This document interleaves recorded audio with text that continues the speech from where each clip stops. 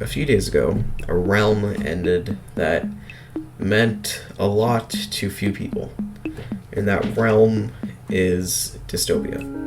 Now, I just want to make this video just to talk a bit about what Dystopia was and what it was going to become before it ended, and kind of how it got to where we are now. So, Dystopia started out as a small world with that me and my friend Valid Salad created. Now, we wanted this world to last all year, but we weren't sure how. And our plan was to make a different base for every month we played on this world. And I found the location for our first base. It was a hole in the ground, a giant ditch in the ground with trees in it. We deforested that all and made it into a town. Now, around a few weeks in, we invited our first new member, Elko. Now, we had both known Elko for a bit by then. We had known him for 1 to 2 years. And we just decided he wanted to join, so we let him. And he was okay at first, but then he kind of turned out to be a little bit annoying towards a few weeks after we invited him. Now, the thing that made him annoying was he refused to build a base, kind of took residence in Valid Salad's home and refused to pay rent, but he lived in a cave inside of Valid's basement. And he kept stealing and griefing and denying it was him, placing the blame on either me or Valid. And around this time, we implemented a currency that we like to call Jeffcoin. Now, Jeffcoin had originated from a previous world last summer called Dystopia. We had a pig named Jeff, and we killed it. And the pork that came from it later became a currency known as Jeffcoin. And we hadn't had that currency for a while in any of our worlds since then. So we decided to implement it in Dystopia.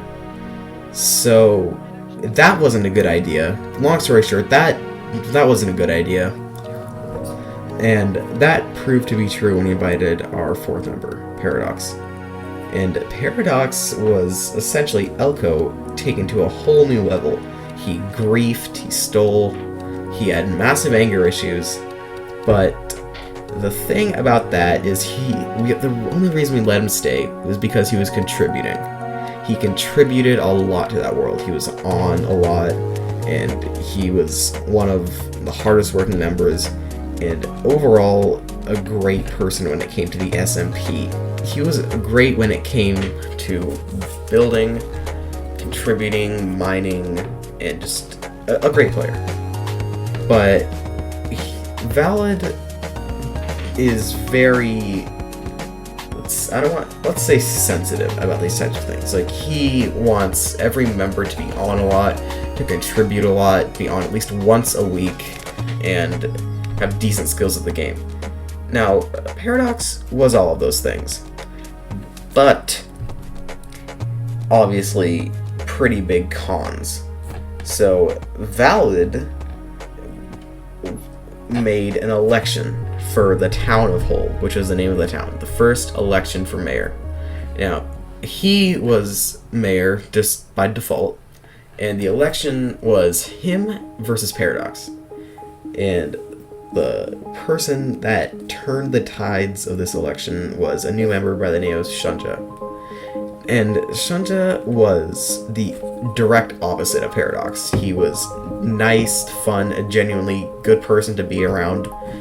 Someone who you'd want in your SMP. But he didn't contribute a lot. He wasn't on a lot. He contributed, but less than Paradox. He was on maybe once or twice a week. But then his existence kind of proved to be untrustworthy later. So the thing about this is, in the first election, around 2 to 3 minutes in, an argument started that Paradox's house wasn't in the town of Hull. It was directly outside on the mountain. So that sparked a whole chain of events which led to Paradox shooting an arrow at Shenzhen, killing him because he wasn't very like he was good, but he didn't have great armor. So he was a target, and then Valid and Paradox fought. Elko kind of ran away. Actually, I don't know if he was there or not. But yeah, they fought. Valid ran, and they just started killing each other over and over again. And that became known as the Massacre of January. And that was the first really big, like, bad event that happened in the server. And then the next month, I built a castle. Valid had started construction on a castle on the top of a mountain surrounding Hull. And I built my castle that was almost identical to his, right next to him, right next to his castle. And he got kind of mad about that. And the thing is that he already didn't like Paradox. So he created an organization called LNO to get rid of Paradox, while also getting rid of the things that he didn't want in the world, while still remaining anonymous. So what he did was he put a TNT trap under my castle with a trap chest leading to a string of TNT that would completely just annihilate my castle. And the reason I found out was because I didn't trust that. I have learned to never trust anyone in Minecraft. So I dug under it, I broke the sign on the chest, and that revealed it was a trap chest. So I dug under it, and I found just a bunch of TNT. Around like half a stack of TNT. So that was kind of annoying. So then we kind of had a whole conversation and investigation over the rest of the day. That consisted of me and Valid. But I didn't know that was Valid who set the trap. Now, the second one was during the second election, it was during a court meeting for something that is irrelevant now. I don't even remember what it was. But there were wires in both of, like, the stands for, like, the the suspect and the victim. So that the floor was wired to drop them down whenever they were being, like, untrustworthy or violating any rules. And so Sunja did something that was annoying, and Valid tried to drop him down. But there was LNO, Valid had rewired it to have the redstone lead to TNT instead of the pistons. And No, it led to a dispenser that would fire an arrow at an end crystal that was connected to a bunch of TNT. So we all kind of freaked out after that, and then realized that no one is safe and nothing will ever be safe. And the next trap that was set was in Paradox's house, and that actually went off. So we had to back up the world, because that blew up, like, a good portion of his house. And then the next weekend, Valid and Paradox found the LNO base that was just built by Valid. Now, this had a list of signs and lists of threats that LNO. This had a sign that listed all the threats and victims of LNO. And on that list was my name and Paradox's name. And the targets were my castle, the town hall, and Paradox's house, which had already been targeted. But the thing about this was it listed a date that wasn't too far off from the date we found it, which was March 8th. And we found this on February 26th. So we were kind of, like, panicking for, like, the rest of, like, the next couple weeks. And then March 8th came. And with a few more traps, like, here, like, from then on, Jeff Coin was abolished. Like, everything seemed to be peaceful. But obviously you still have to get March 8th out of the way. Now, March 8th was eventful, to say the least. It was... What happened was there was an arrow trap under the town hall that dropped you down whenever you tried to exit into a pit where a bunch of harming arrows would fire at you.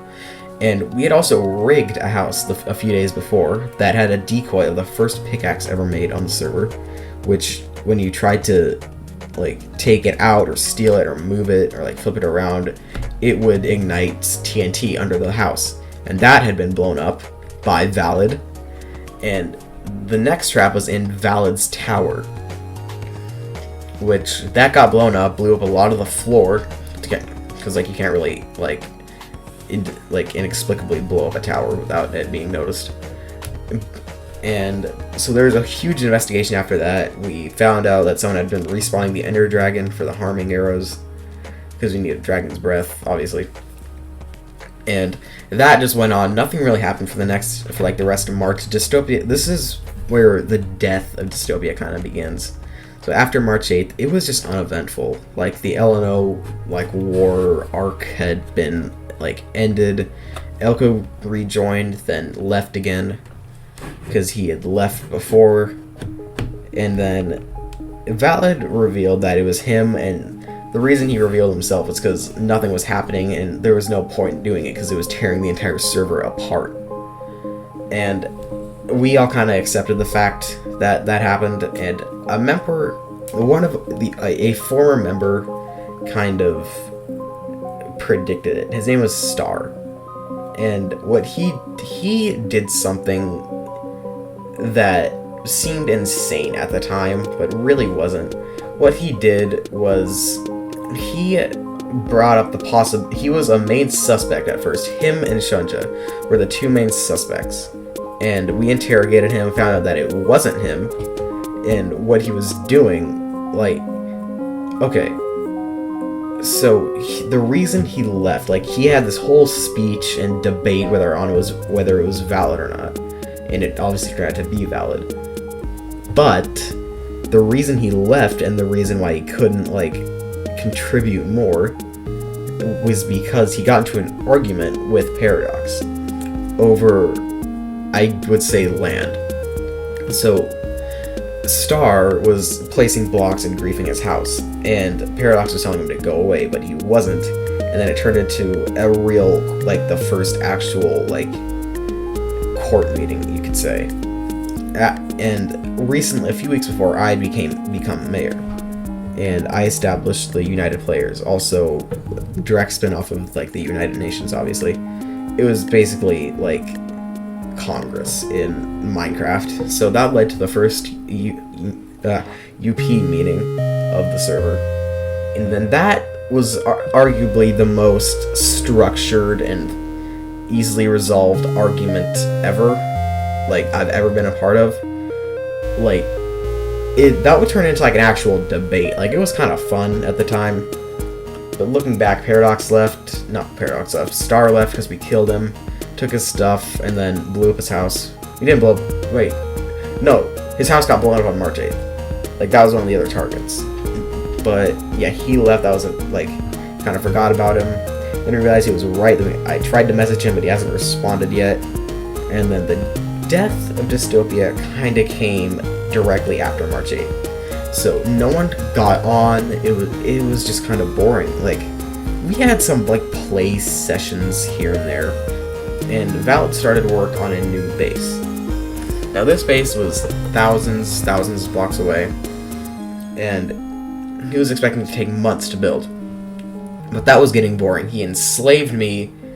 Aaron and I made some racist jokes along the way, and we showed Paradox once, and that was the last time he was ever on Dystopia. And the next day, Valid announced that Dystopia would be shutting down on April 27th, and I had planned out an entire goodbye ceremony for Dystopia, but then it corrupted around 6 days before that.